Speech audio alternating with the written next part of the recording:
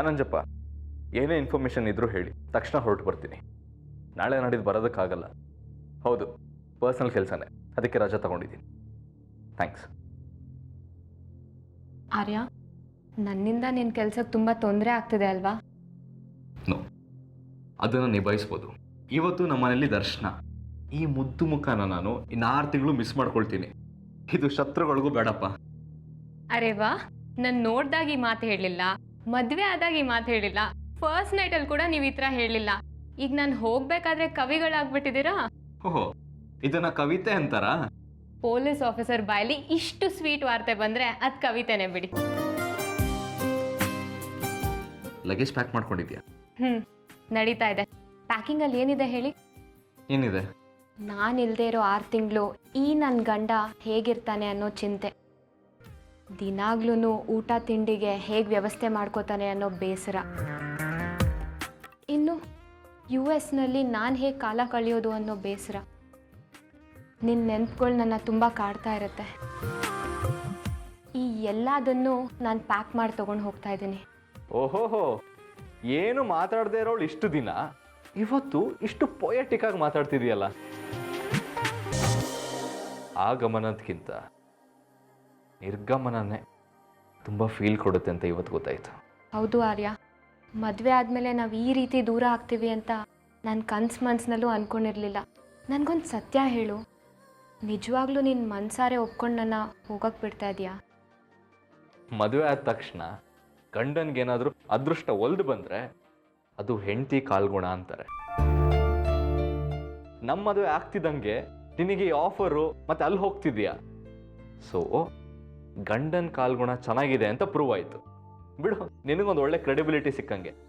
ಇದು ಸ್ವಲ್ಪ ಜಾಸ್ತಿ ಆಯಿತು, ಆದರೆ ನಿಮ್ಮ ಕೈ ಹಿಡ್ದಿದ್ದು ನನ್ನ ಅದೃಷ್ಟನೇ. ಇದೆಲ್ಲ ಬಿಡಿ, ನಾನು ನಿಮ್ಗೊಂದು ಕೇಳಿದೆ, ನೀವು ಉತ್ತರನೇ ಕೊಡಲಿಲ್ಲ. ಮನ್ಸಾರೆ ನೀವು ಒಪ್ಪಿದ್ದೀರಾ ನಾನು ಹೋಗೋದಕ್ಕೆ? ನಿಜ ಹೇಳ, ನೀನು ಅಲ್ಲಿಗೆ ಹೋಗ್ತಿರೋದು ನನಗೆ ತುಂಬ ಬೇಸರ ಆಗ್ತಿದೆ.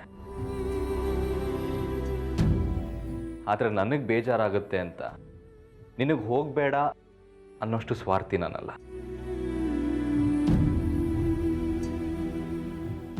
ನಿಂಗೆ ಒಳ್ಳೆ ಫ್ಯೂಚರ್ ಇದೆ ಅಂದರೆ ಅದಕ್ಕೆ ಬೆಂಬಲ ಕೊಟ್ಟು ಸಪೋರ್ಟ್ ಮಾಡೋದು ನನ್ನ ಕರ್ತವ್ಯ. ಆಗಲೇ ಒಳ್ಳೆ ಗಂಡ ಅನ್ಸ್ಕೊಳ್ಳೋದು. ಆರ್ಯ, ಇಷ್ಟು ದಿನ ನೀನೊಬ್ಬ ಒಳ್ಳೆ ಪೊಲೀಸ್ ಆಫೀಸರ್ ಆಗಿದೆ, ಈಗ ಒಳ್ಳೆ ಗಂಡ ಹೌದೋ ಅಲ್ವೋ ನೋಡ್ತೀನಿ ಅಂತ ದೇವರು ನನ್ನ ಮುಂದೆ ಅಗ್ನಿ ಪರೀಕ್ಷೆ ಒಂದಿಟ್ಟಿದ್ದಾನೆ. ನಿನ್ನ ಫ್ಯೂಚರ್ ಬೆಳೆಯೋದಕ್ಕೆ ಈ ಥರ ಒಂದು ಅಗ್ನಿ ಪರೀಕ್ಷೆ ಅಲ್ಲ, 10 ಬಂದ್ರೂ ನಾನು ಎದುರಿಸ್ತೀನಿ, ಗೆಲ್ತೀನಿ. ಅದನ್ನೇ ಮನಸ್ಸಿನಲ್ಲಿ ಇಟ್ಕೊಂಡು ಯೋಚನೆ ಮಾಡ್ತಾ ಇದ್ದೀಯಾ? ಮೊದಲು ಅದರಿಂದ ಹೊರಗಡೆ ಬಾ. ನಾನೇನು ಯೋಚನೆ ಮಾಡ್ತಿಲ್ಲ ಅಜ್ಜಿ. ನಿನ್ನ ಚಿಕ್ಕ ಮಗುವಿಂದ ನೋಡ್ತಾ ಇದ್ದೀನಿ. ಯಾವುದಾದ್ರೂ ಯೋಚನೆಯಿಂದ ಹೊರಗಡೆ ಬಂದೆ ಅಂತ ನೀನು ಮಾತು ಹೇಳಿದ್ರು ನಿನ್ನ ಮನಸ್ಸೆಲ್ಲ ಅದರಲ್ಲೇ ಇರುತ್ತೆ. ಅದಿತಿ,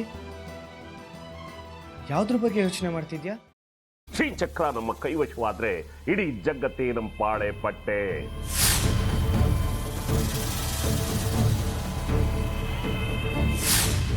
ನಾವಿದೀವಲ್ಲ, ನೀನ್ ಯಾಕೆ ಚಿಂತೆ? ನಮ್ಮ ಆಸೆಗಳೆಲ್ಲ ಪೂರೈಸುತ್ತೆ. ಅದಕ್ಕೆ ನಾನು ಹೇಳಿದ್ದು ನಮ್ಮ ಜೊತೆ ಕೈ ಜೋಡಿಸು ಅಂತ.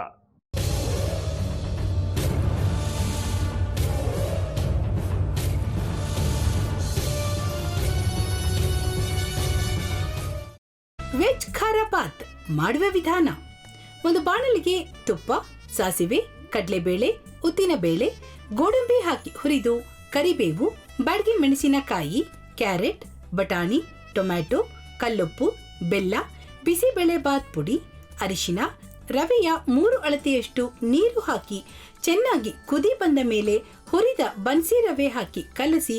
ಈಗ ವೆಜ್ ಖಾರ ಬಾತ್ ಸವಿಯಲು.